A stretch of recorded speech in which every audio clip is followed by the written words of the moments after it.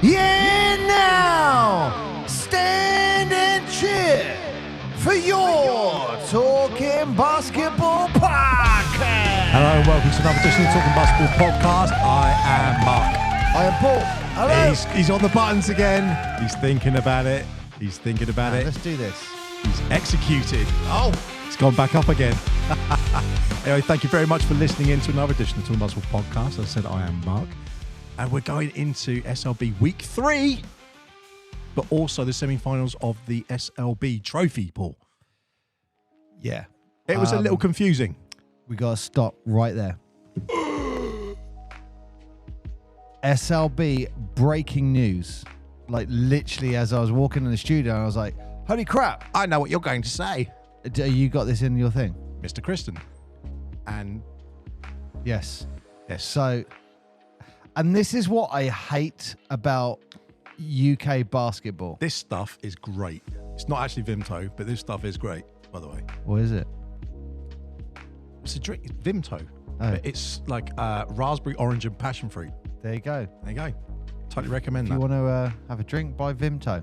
Why not? Not sponsored by them No, you can sponsor us. yet. But not yet. Anyway, look, this is what I can't stand about UK basketball is when they put out these blanket statements that have no information about it whatsoever. I knew you were going to jump on that. So Cheshire Phoenix have just put this statement out. Yeah. It is with regret that the club have parted ways with Taj Teague and Cam Christen with immediate effect due to a serious breach of club rules. The club would like to place on record our thanks to both players for their efforts at the club.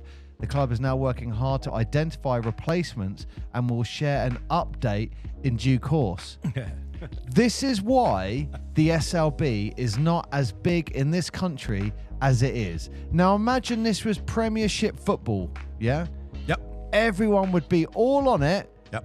Someone would be going, this is what's happened. Oh, yeah, of course, yeah. And we'd be talking about it. But look, you've got two huge players available to the rest of the league, depending on what this is.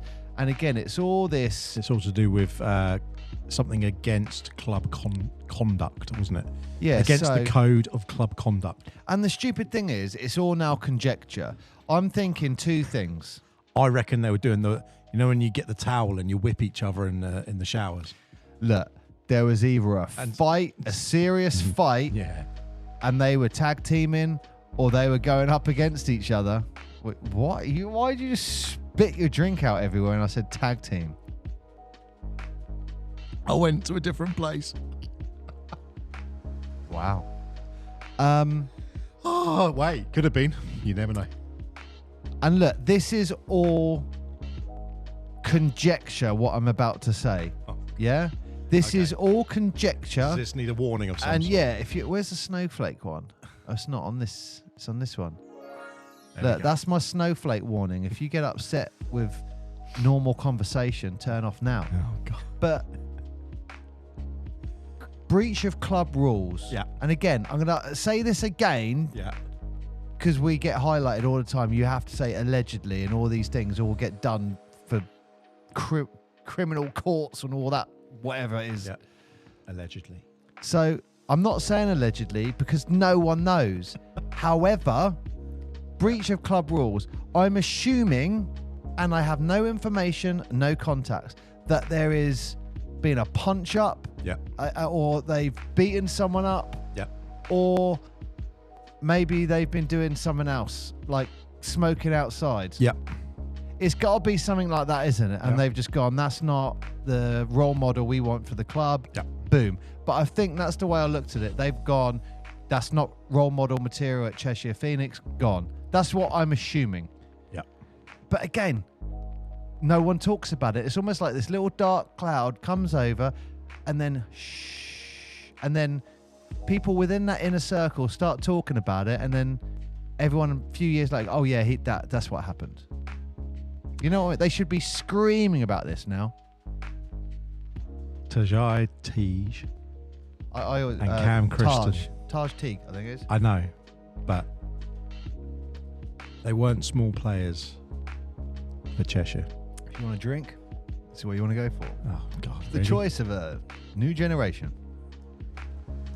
Anyway, Who famously did Pepsi? Elvis. What basketball player famously did Pepsi? I was going to say Wayne from Wayne's World. Shaq. Yeah, Shaq. it's the best one, I think. Boom shakalaka. Anyway, yeah. So we don't know what's happened, but imagine. And again, I'm not saying this is what's happened, but imagine they were doing drugs or something outside and the club got rid of them. Allegedly, That no would idea. be great. No. That would be great news, wouldn't it? Any news is good publicity for the league. Because look, in this instance, if they were doing that, Sorry, if they said if they were doing drugs, that would be great news. because the league's got rid of them. So the league's gone, the team's gone, this is the standard. Boom, you're done.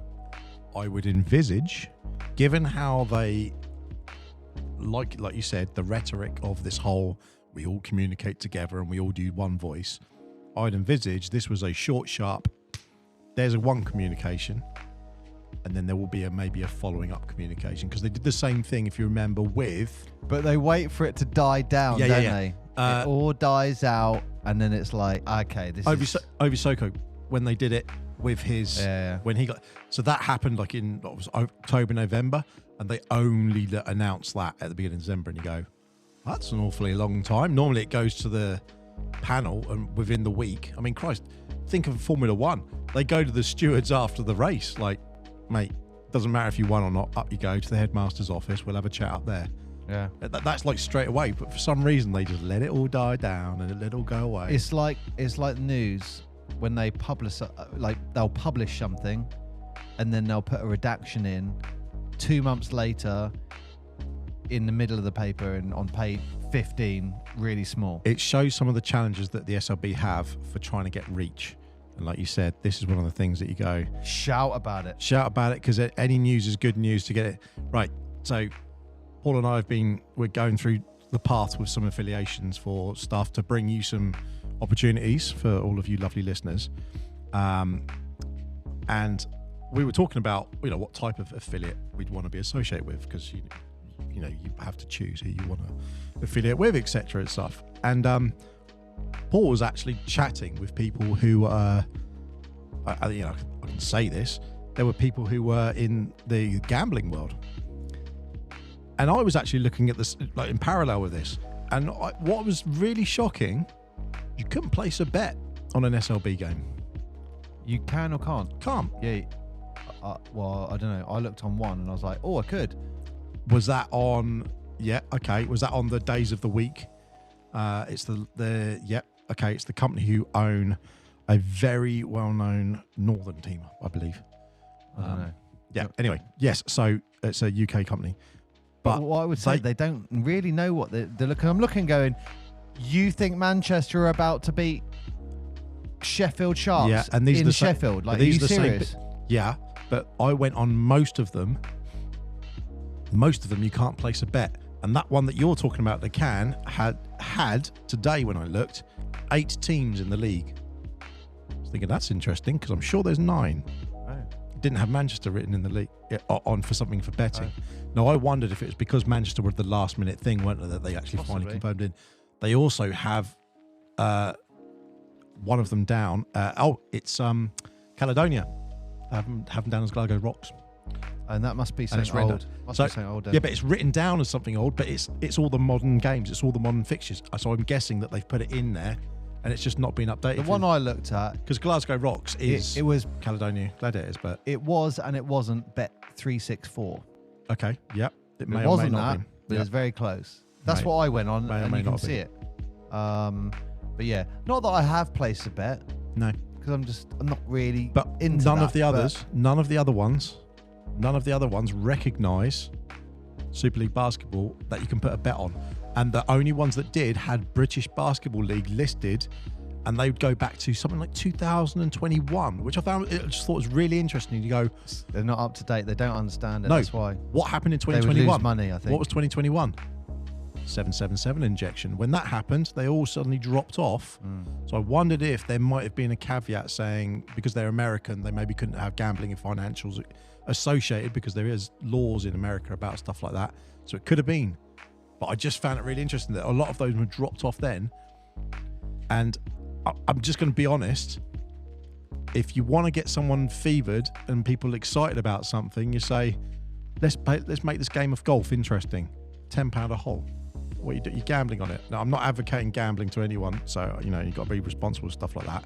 But all sports, it's proven, they all have the gambling in the back end, and there's a massive whole thing about it. People get involved in the teams and watching the teams and watching the games. They don't actually care about the teams, but they care about the outcomes because they're gambling. And you go, well, that in itself's a thing. Nowhere on the web. Anyway.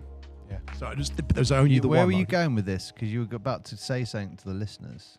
You were saying about, were you going to ask them what ones type of things they would like us to do?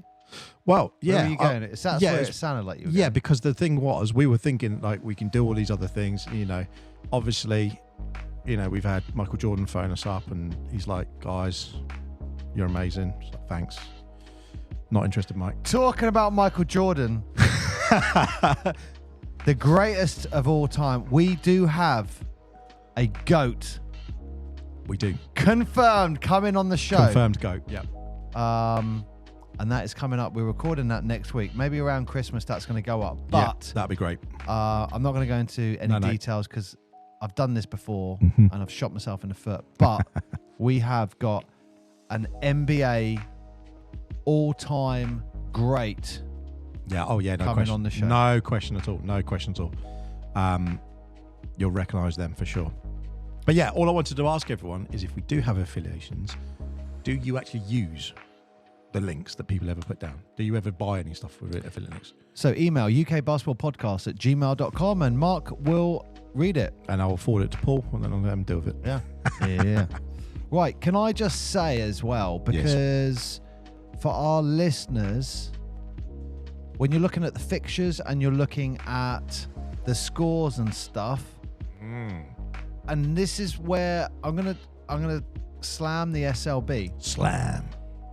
It's just a bit slow getting it. Now, if you go to flashscore.co.uk. Oh, that's the one you said, wasn't it? Yeah. It's so much easier. Now, look, let me show you that. That's the league table. Yeah, that's the one. Look how much better it is. Looking at it's the same one they use in TNT. Yeah. So flashscore.co.uk. The fixtures come up quicker, but they're also a bit more condensed. So you see more fixtures, and then you go to the result. Bam! You see the result. Bam! You see the. It's so much easier. So flashscore.co.uk. That is how I look at all the SLB stuff. But I do go on the website. But that's what I use for fixtures and league. Well, if you do go on the website, or you do go on one of these stores, what are you going to see sitting top of the table this week, Paul? Sheffield Sharks. We're going straight into that. Let's just get straight into it. Look, what a good week for Sheffield when you got 2 games in the Shark Tank. So that's hard. I think that's hard. They had everyone had games this week on the 6th or the 8th, and so there was five games between the 2 days. And the fact that they had a doubleheader, Sheffield had doubleheaders, and so did also Bristol and Cheshire. They had doubleheaders as well, playing against themselves respectively. But these are professional basketball players. They can play on a Friday and a Sunday. I know, but that's tough, especially when you consider what they're playing against. Anyway, but look, you've put a spoiler out there. Look, Sheffield, There's daylight at the top. Not that it means anything at this early stage in the league, but there's daylight at the top. So what are you doing? You cracking on with Caledonia? Yeah, let's go straight into it. Shoot, what happened, mate? What happened? What do you mean, what happened? You going to talk about it? Yeah.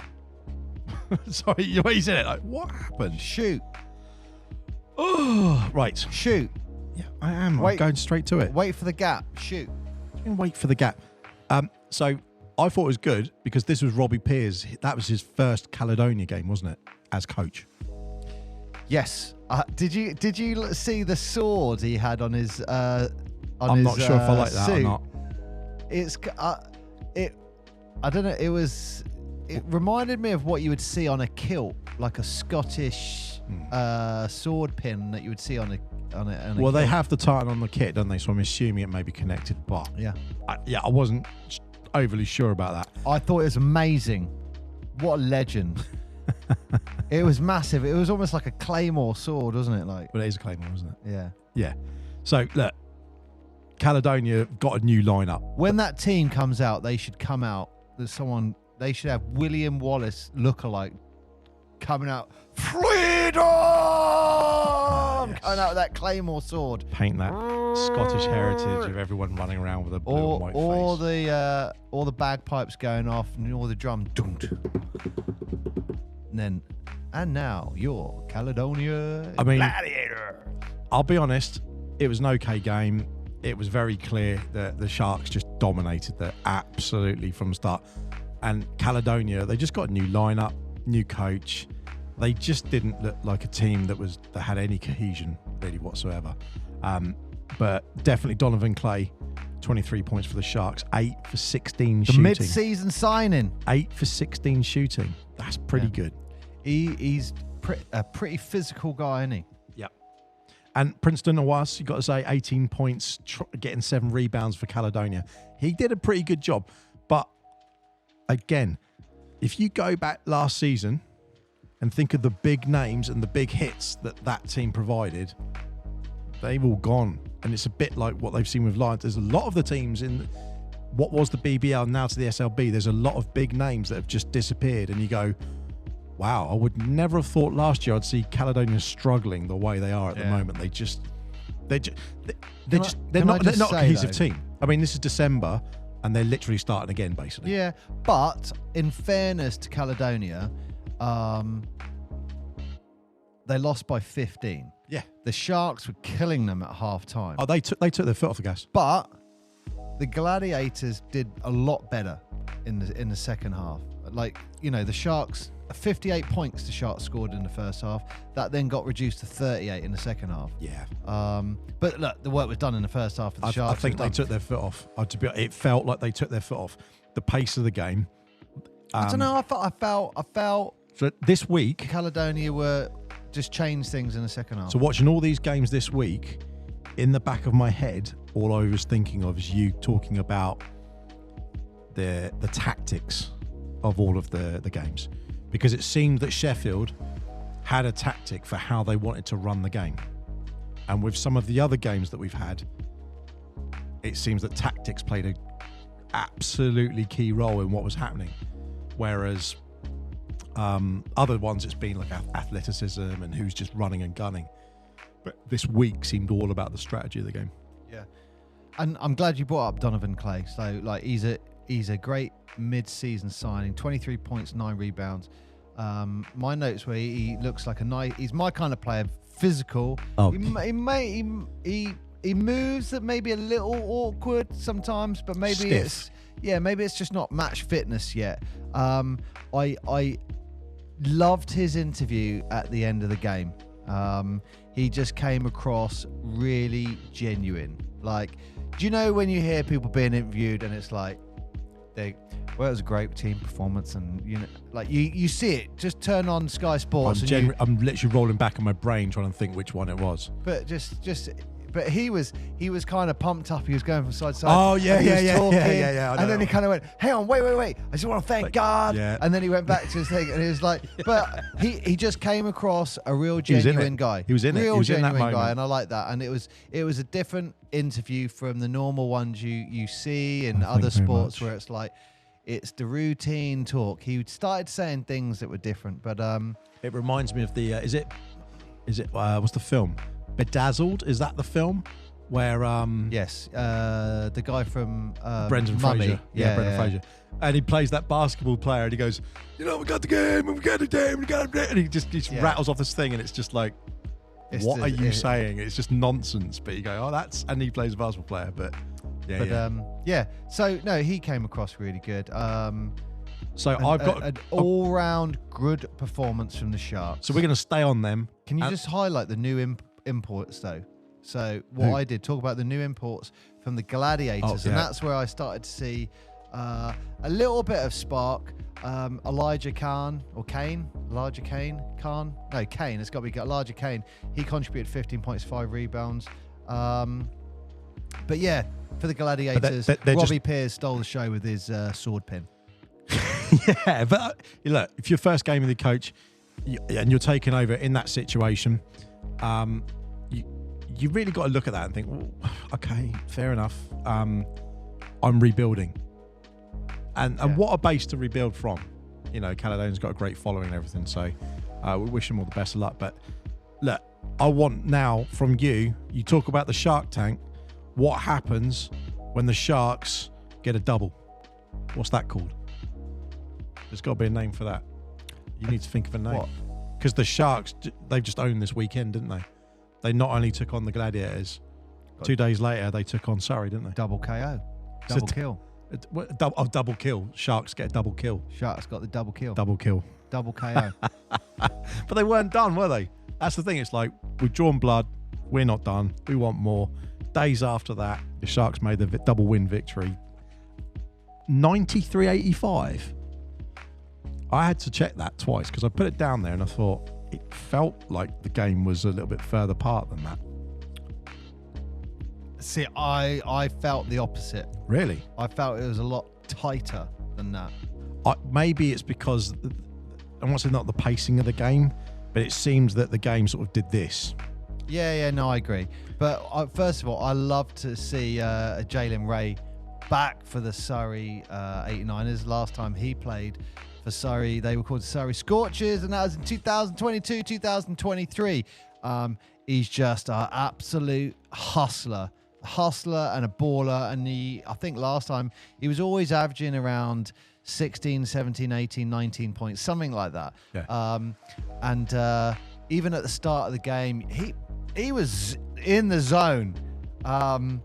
Lloyd Gardner was trying to say something to him, said something to him. He was listening, but he was like, I'm in the zone, like I'm locked in. And look, I mean, he contributed 17 points, so it was good to see him back. Prentice Nixon, though, you've got to give it with him with the Sharks. Yeah. Like same as last season, 22 points in this case, 8 rebounds and 7 assists. But did you know that the Sharks almost triple double? And look, double doubles and triple doubles are very rare in this league. The Sharks shot 50% from the field and 13 triples. Okay. 13. That's monster, isn't it? When you look at it that way, you think, okay, that's a lot of points that you've just taken off just by hitting threes. So they've been I don't associate them with hitting threes, but I need to sort of rewire a bit on the Sharks because they're clearly. I thought they were going to get off to a really good start this year, and then in the trophy they just didn't quite get to where they needed to be. Yeah. So maybe they were just focusing on the championship because they are doing something right at the moment. Yeah. And their crowd are awesome, by the way. The Sheffield. Sharks. Yeah. They're one of the best. I'd say like you got like Caledonia, Newcastle, Sheffield, Leicester. Yeah. Bristol, actually. Yeah. Plymouth. Who? But they were good. But can I just say, again, double doubles, triple doubles do not happen often. No. And because there's 2 names, I'm not gonna shout it out. But Donovan Clay, the mid-season sign-in, he got a double-double in this game with 18 points and 10 rebounds. But also Surrey, I can never say his name. We'll have to say it slowly. For Surrey, Dame Adalukin with 12 points and 10 rebounds. Yeah. Look, I think Surrey are better than the position they're in at the moment. That's all I'll say. I mean, you look at the moment, they're 7th in the league. I could see them being 5th. Yeah. They've got that potential in their team. Maybe in that top middle bit. Yeah. Which is better than they were last year. So credit to them. I think they just need to find a few, I'm not going to say this in a funny way, but in a game. A spark. You know when in the game something goes the right way for you, and you're not just getting the calls, but it's dropping. Yeah. And you just think, I've seen it with a couple of the Surrey games now. You Momentum. think, there's just that little. So when they played, was it London? London, and they had it, and you saw them, and you thought, this is their game. This is their game. Everything was going. And that's the team that they are. If they're on the game, you got to watch them. But if they just fall or just falter out, it's a thing. But I do think Sheffield have got the stronger of the teams, comparatively. So the right person won, but yeah. Before we end this segment, Mark, I'm just going to fade this out because talking of the Sheffield Sharks, sadly this week, Graham Moore, lifetime vice president of Shark, he passed away. So it was great seeing the home crowd show their appreciation for him and all the work that he's done for Sheffield. So, let's do the same. Graham Moore.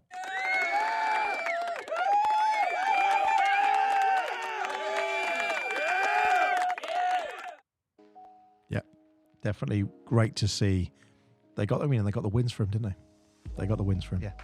So look, the league table, Mark. The league table. Look, there's a little gap at the top. There is a little gap at the top. Let's go into that championship now. That bit's done, and those two championship games have been played. So the only thing that was there on this weekend was the trophy. Hang on, are you going to do the table? Just do the table, the championship, real quick. Okay, we'll go through the table real quick. So look, even though London are second in the table, yep. I was playing around with some stats today. London aren't obviously one of the informed teams at the moment. The informed team is Sheffield and Newcastle. Yep. Yeah, they are. Yeah, they're the ones firing. So, reverse order, Manchester, then Caledonia, then Surrey, then Cheshire, then Bristol, then Leicester, then Newcastle, London, and Sharks are number one at the top. Go check out the points in the tables. But everyone's losing away from home. Everyone's losing away. Okay, so I was about to say I pulled that one up as well. It's weird, isn't it?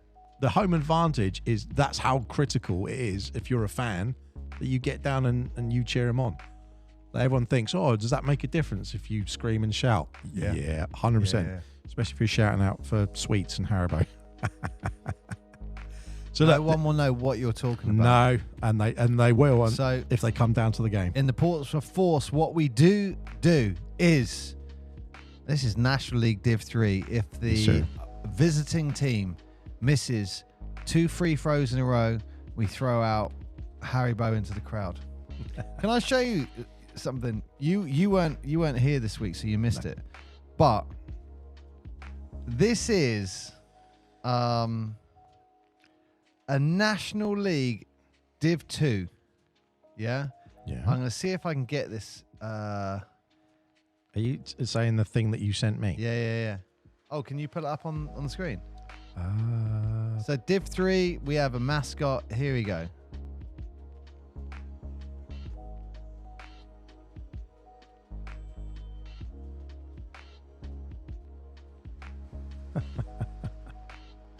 Yeah, it's quality, isn't it?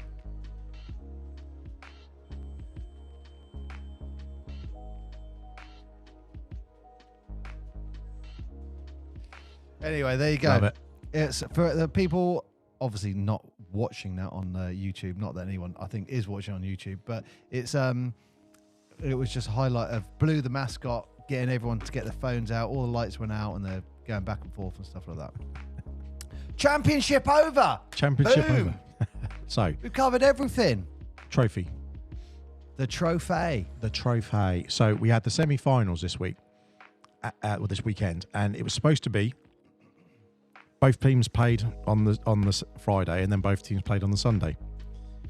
But one of them wasn't. But Newcastle versus the Leicester Riders, only one of their games was played. The other game's like December the 22nd or something. Yeah, I didn't really get that. Why are you doing it sooner? Must be a fixture clash or something. I wondered if it was to do with the NBL or there were some European games or something that they've got coming up, or something. It could be something to do with that. But they've got time because it's like end of January. What, 26th of January is it? Yeah. The final. So, but that annoyed me. But it annoyed me from when we were talking about the other games. But look, let's just get into that one. That was a brilliant game. Newcastle Eagles. Yeah. Yeah. I said it was going to be a tight game. So it gave me one of my highlights of the entire week. One of my highlights. I'm not going to say it, but I've put down what I thought the best part of the game was. Go on then, go for it. I'm going to show you mine. It will not be what you think it is. Oh, you show it to me then. All right. Okay. So this for me was my highlight of the week. Now I'm hoping. Are you getting this on the screen? Well, I'm going to have to hold it up because it's actually on DAZN or DAZN. DAZN. But as we know, you can't show DAZN. So I'm going to see if this is going to show on Le Tablette. For the people on the podcast, I will do an audio review of what Mark is showing on his screen. I'm just going to see if this is going to work now. It should do. Come on. While we're waiting for Mark. I know he's there. You there? While we're waiting for Mark, for people. Oh no, he's there now. Those kids. Oh, those kids. Yeah. I loved it. Yeah. Those kids. That to me is my highlight. 100%. Because they were absolutely loving it. They were. And then they were also on my highlight as well. Oh, were they? Yeah. So it's just that when you see them. Look at everyone who hasn't seen it yet. Look at these two little kids now. Where is it? Oh, I'll have to go find it again. A crowd moment. I just loved it. Yeah, for me it was the huge. There he is. Here he is. Look. Here he comes. Here with his little mate. There, look. Yeah.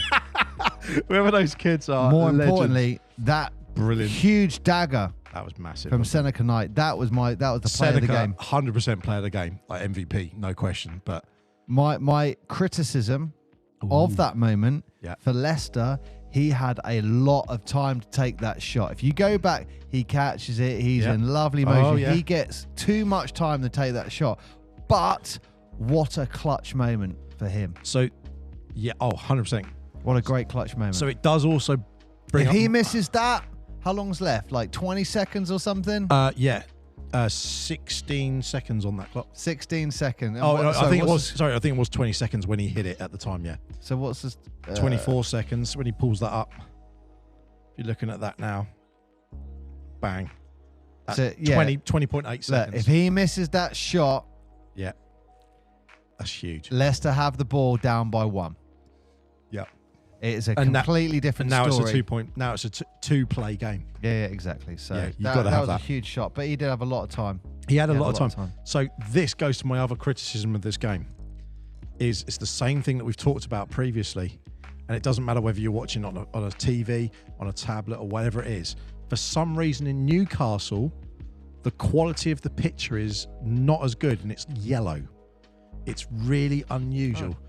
It's very, very, and I've tried it on. There's got to be some kind of lighting there. It's something, and so there's another one. Mark, we're going at some point. So but there's one of the other games had the same thing. Whereas when you go to Cheshire, it's fine. It's bloody bright. Exactly, sports hall. You said it last week, and I was thinking about this, and you go, that's a sports hall. Same thing. When they go to Surrey, sports hall. Bristol, sports hall. It's the same thing. They're all really, really bright. Yeah. So genuinely, I think in these actual big stadium things, I think it was I think it might have been the Sheffield game. Did you say in these big stadium things, like arenas? Yeah, but they're not. You know what I mean? I know what you mean. I think I think they're struggling with the picture quality. It might have been the Caledonia game. I think it's the lighting. That's what I'm saying. I think they're struggling with it in these bigger venues, whereas in the smaller ones, they've just got loads of really big strip lights that just focus down, and they're blind. They're almost the opposite. I've not noticed it in that much detail. I can't believe you haven't, because you're so critical of like lighting and that sort of stuff. Yeah. But it really, like, when you look at it compared to the other ones, if we did a back-to-back, you'd think, oh, what is that? It doesn't look right. So yeah, that's that. Signed shirt by the Eagles there for last season. Right there. Boom. Of course. But yeah, those kids, absolute highlight. And when it panned over to those crowd as well, it wasn't, although the kids were up for it. Although those kids, the whole crowd, they're there, they're clapping, everyone's really enjoying it. And it's the same as some of the other games you have.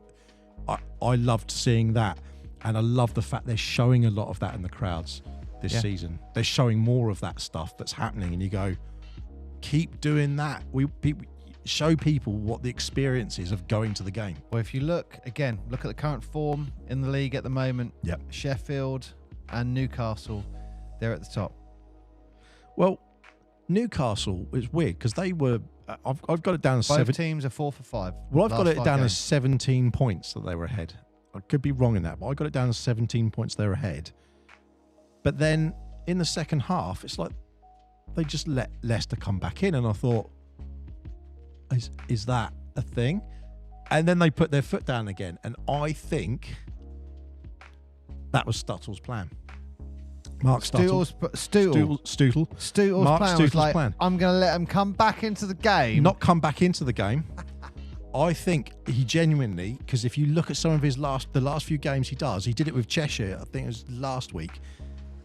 I won't say he puts the team in a stranglehold, but they would just, like the amount of turnovers they had and then the amount of like fumbling that you get around, you think. I don't think that's his plan. I don't think he's going to let them come No, back. not let them come back. But in that first half, it just stifled their play. And so they were forced to, they couldn't even play, like, the Riders are a fast team, whereas Newcastle are more like set themselves up, bit of a strategy. They have plays that they clearly run. There is a process to approaching the game. Leicester or like a run and gun. That's what they rely on. And they just sort of killed that part of the game. And then Leicester had like no offense. And they're one of the best defensive teams, I think, on stats. And they couldn't then cope with Newcastle or the big men coming in. And was it first half offense? Newcastle outscored 38-19 in the second quarter. Yeah. I mean, that's insane. But then when you go to the next half, it's like, I won't say they took the pressure off. It's a game of momentums. Like you see it all the time when someone's like, we're up by 20, you think means nothing. So Coach Rob means absolutely nothing. Did you, when you saw Coach Rob from the Riders, he was like walking around, like he's pacing, up and down pacing, always pacing. And you could see, I won't say him getting visibly frustrated, but he was thinking, right, let's try something else. He'd call a timeout. Then what would happen? He'd call a timeout, he'd go to something else. Try that. Didn't work. Call another timeout. He'd be like, right, let's try this. And you could see he was sitting there thinking, how do I can't work out how to get ahead here. And I think when in that third quarter they just started sort of clawing back a little bit, it was because they were almost like throwing everything at it, like just find a way to score. Yeah. And they, I want to say they switched to like a man, but that maybe gave them the best way to sort of like buff at Newcastle. But even then, they were slowing them down. They weren't stopping them. Look, that is a 4-point deficit. Newcastle now have to go to Leicester.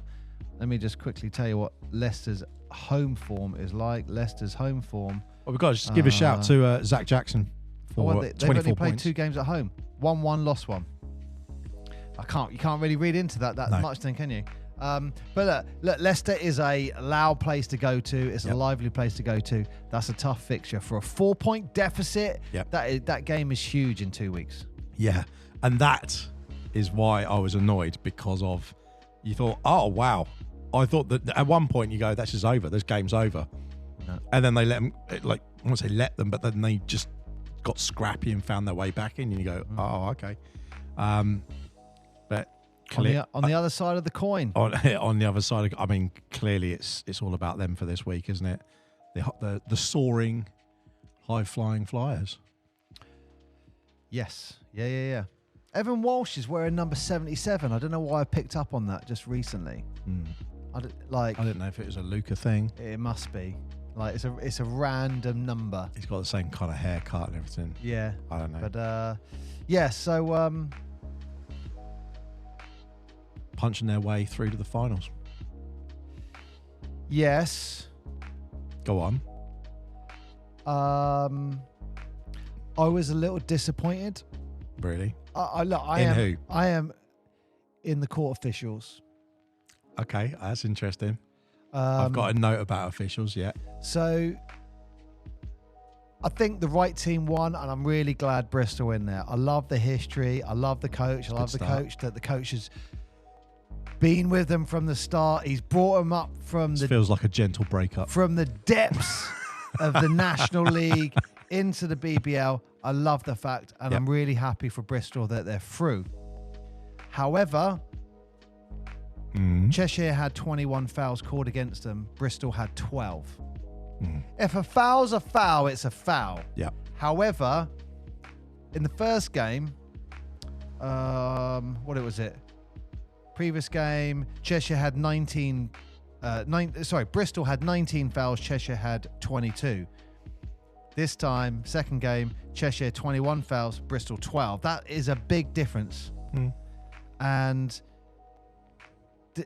just looking back, there were some real questionable decisions that you just like.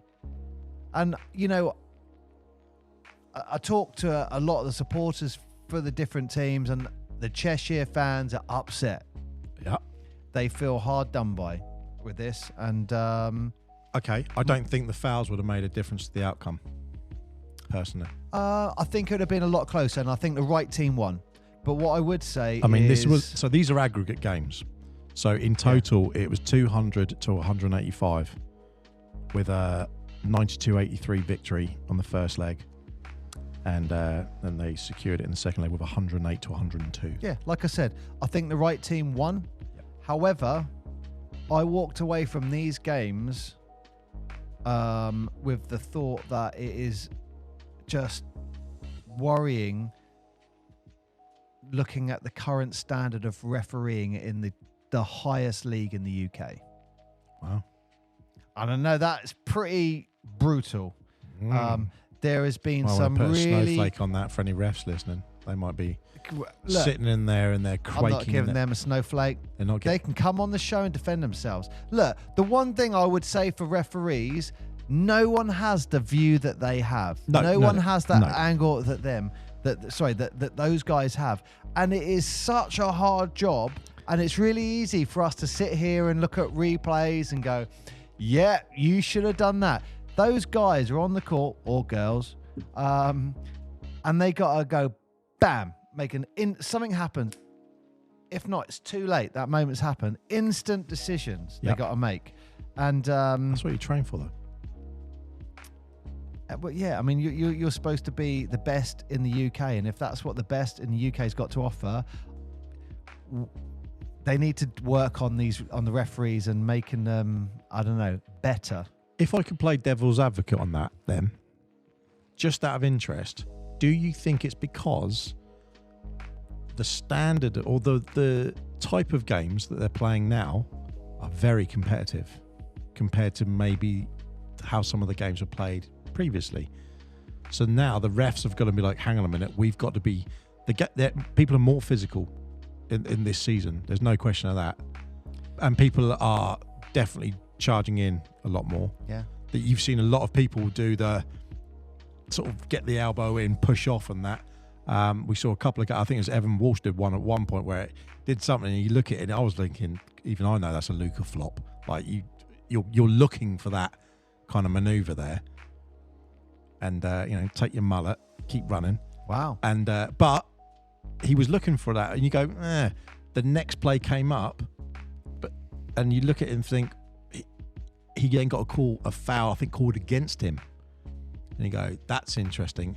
So my question on the fouls was, I wondered if the refs were doing that whole, I'm going to give you this one, but the next time that you come, asking for that was just by accident, you go, no, you're getting tippy the foul. Tappy fouls. Yeah. That's what you and call it was, it. and it's that kind of, I'm gonna let the game play, because that's what you, as a ref, like you said, you want people to play as long as it's not dangerous.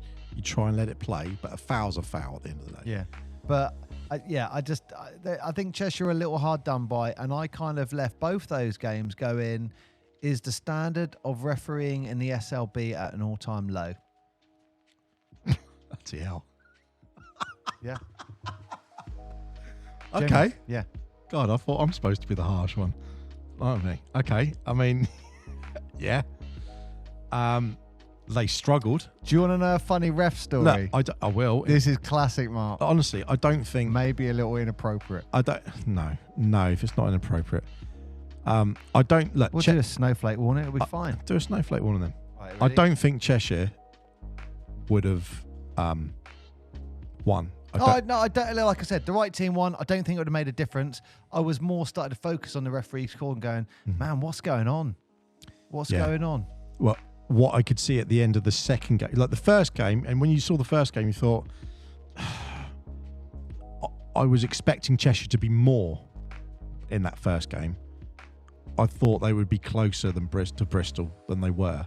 92-83, you look at that and think... 3 referees as well. Yeah, but it's 9 points. Someone should see these angles. One doesn't get, when 3 don't get it, you think, what's going on? Yeah, but in that first game, it was pretty fair.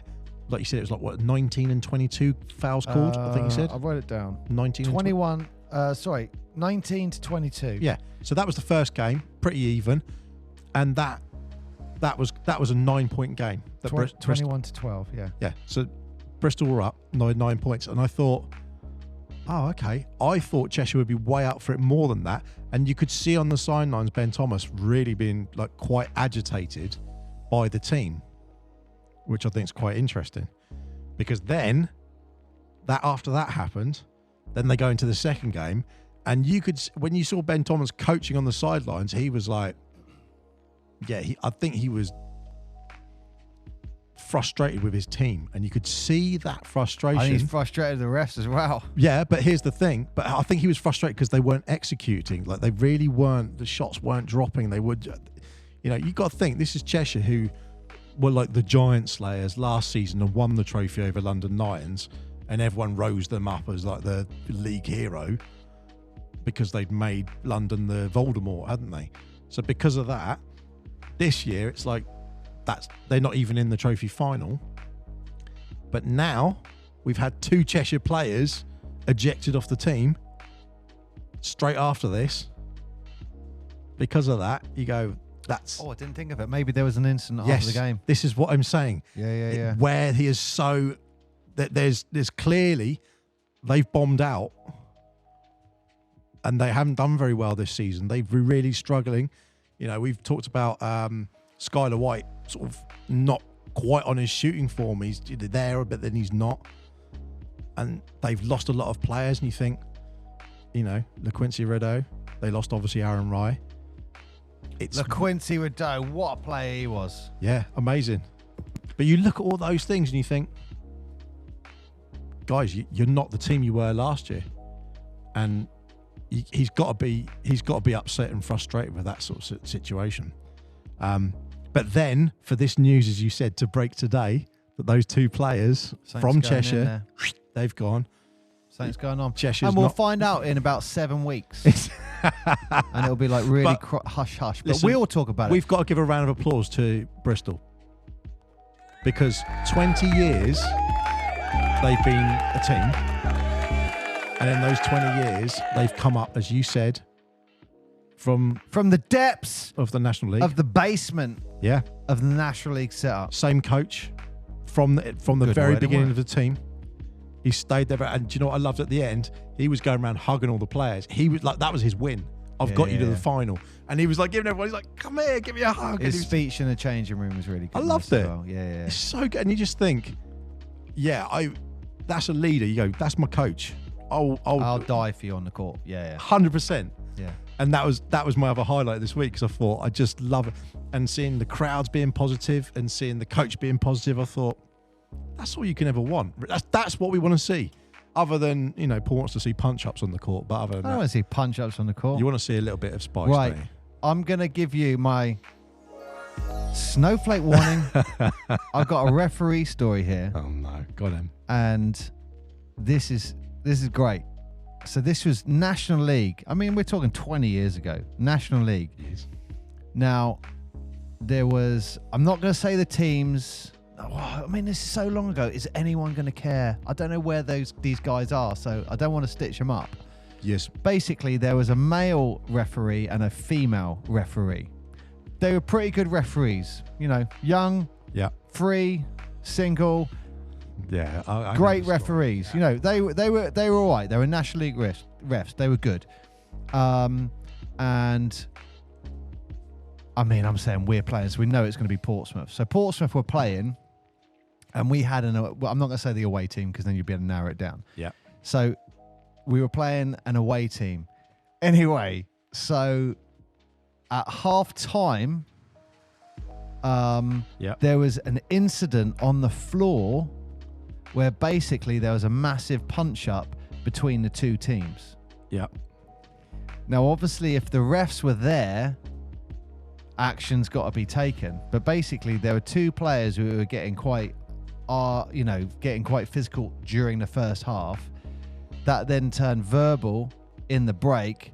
A few punches were thrown. Someone came down from the crowd as well, jumped in. A few of the players in the team jumped on each side. Bam, bam. All got broken up. Anyway, someone came out and we were like, where are the refs? And then someone's like, they're in one of the change rooms together. Wow. In one of the change rooms together? One of the change rooms together. Having a quiet...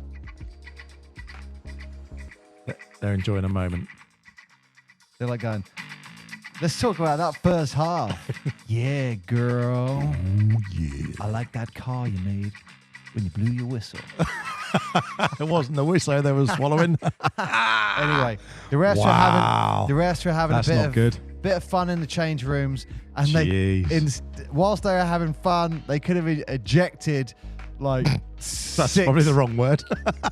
They could have. No, I said ejected, Mark. They could have ejected 6 players from the court, and then they came back and everyone was like, lovely. You just missed this, but they didn't see it, so they couldn't do anything. Anyway, talking about that, because you've just gone there, I'm going to go, look, again, let's do this one more time. Jeez. Snowflake warning. If you get upset by words, turn off now. Good. Right. So I've told you about this, but this made me laugh. So this was a Filipino post about an NBA player. So, I mean, is it this week? Who went up to the ref and kind of just went right up to his face? Like, who was that? Was that... Anyway, that incident, what's his name? Yeah. It's literally gone. It's done that. I'm going to wake up in the middle of the night and say his name now. Well, anyway. Oh, that's going to annoy me. The Filipino news said, let's say his name's Mark Chester. Yeah. Was it a Raptors player? My brain's gone. It wasn't DeMar DeRozan. I can't think who it was. Anyway, they said, let's just say, for argument's sake, let's just say it was Mark Chester. Yeah. They went, Mark Chester gets ejaculated off the court.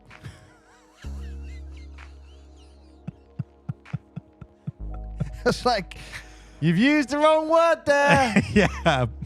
Someone check the English. Yeah. That's the spell checker gone wrong, or it's like I can't look. I'm gonna see if anyone even is reading this. As I'm about to say, the person who does that is like, you know what? Today, I'm just gonna quit. I'm not interested anymore. I'm done.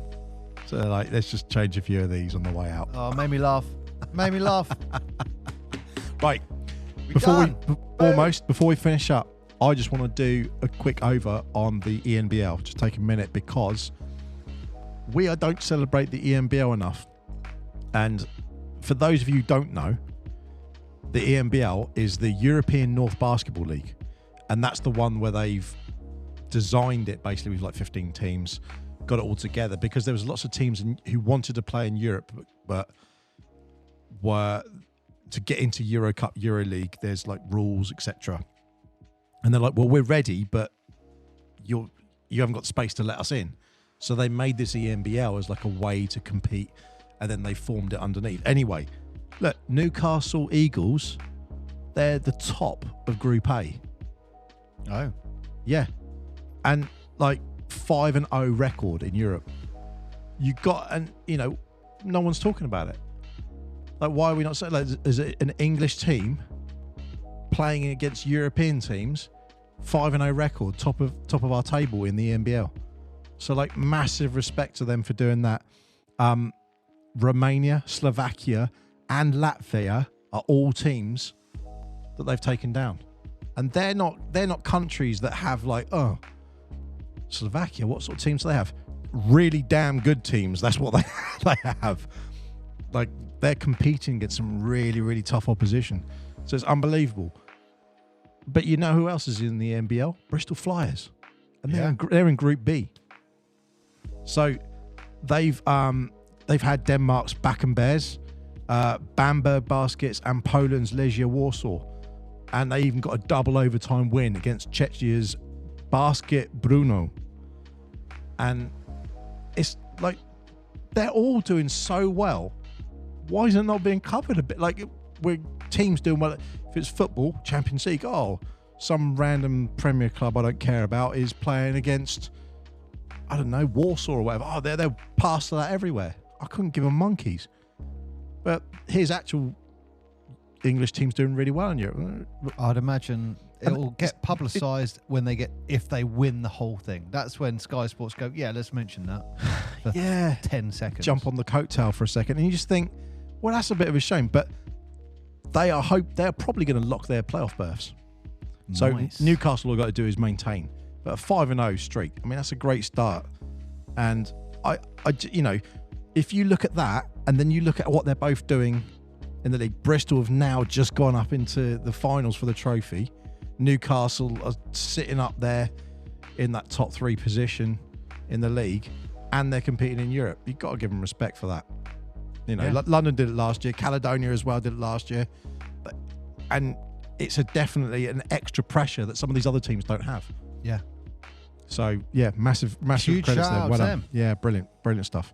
So hopefully they carry on doing it, and we can see some more of these European teams, because then when they come over, more people get to see, the standard of the SLB is actually worth watching. It's worth looking into, because just people don't know about it. You need to talk about it, Mark. When you get 2 players thrown out a team and there's an incident and we don't know anything that's happened. No. Well, not talking about that, you know. I know, if it's illicit or shady or whatever, just a basic detail. We don't need grim details. But people need to talk about it. It's got to be on the news. If it's not, people aren't going to know about the sport. So, that's... If you have 2 professional sports people and all of a sudden they get ejected a couple of days after the team has had a defeat and gone out the trophy. If this is football, not even Premiership, if this is English football, it should be all over the back papers, front papers, everywhere.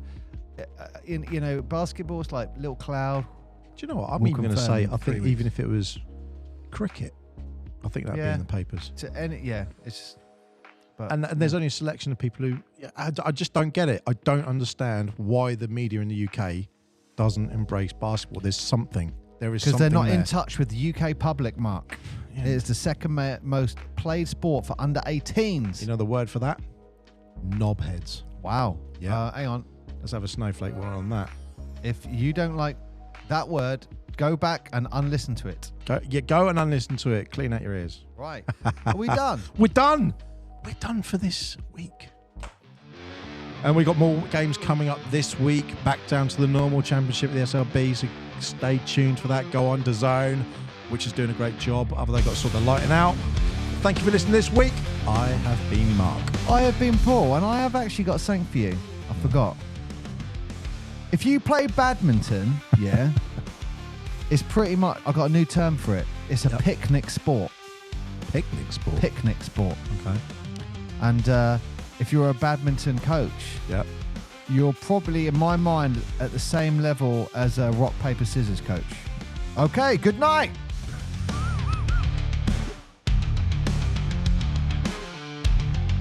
It's rock, paper, scissors, lizard, Spock. Come on.